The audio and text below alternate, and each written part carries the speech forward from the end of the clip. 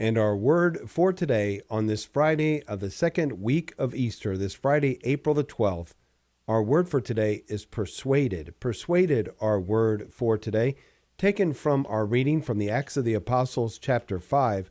A Pharisee in the Sanhedrin named Gamaliel, a teacher of the law, respected by all the people, stood up, ordered the apostles to be put outside for a short time, and then said to the Sanhedrin, "Fellow children of Israel, be careful what you are about to do to these men.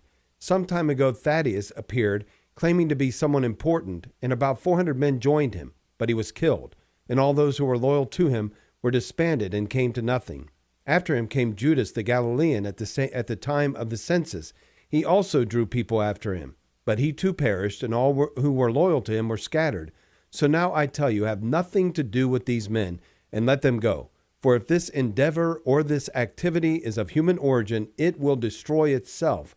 But if it comes from God, you will not be able to destroy them. You may even find yourselves fighting against God." And they were persuaded by him. They were persuaded by him.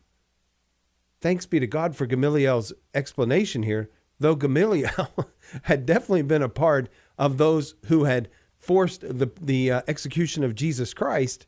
He gets a little bit of his head about him on this one and says, look, we have these other examples. We've done the thing that we did to them. We killed them. And we killed Jesus. When we killed them, their people disbanded.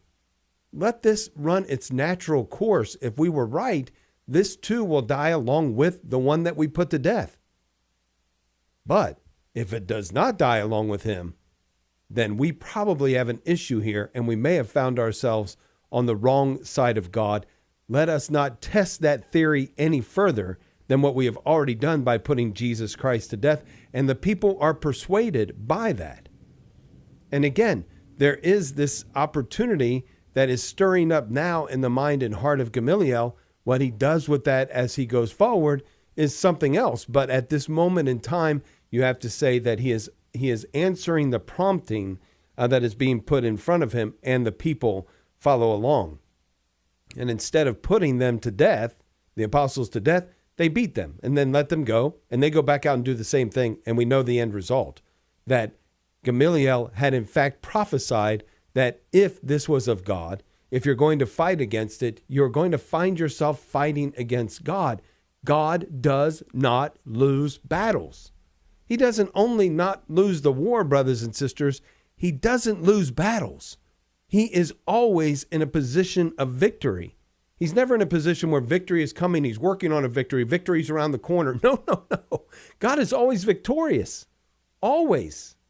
And so are we if we are walking with him, because we understand that the battle, that the difficulty that we go through in this world is not in an end within itself. This is for a future and a hope, giving us an eternity with God in true happiness and bliss before his presence forever. And so we are, even no matter what is going on in your life at this very moment, know if you have invited God in, you are in the midst of a victory. You are not waiting for a victory.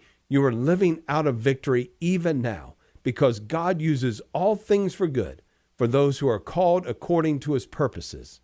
Know that he will use the things that are going on in your life now for an eternal blessing. It may be difficult at the moment, but cling to that victory that is not just on the way, brothers and sisters. Cling to that victory that is happening even now. Be persuaded to walk with the Lord, not against the Lord, to stand with him, to keep our eyes on the Lord, and know that victory is ours. Persuaded, our word for today.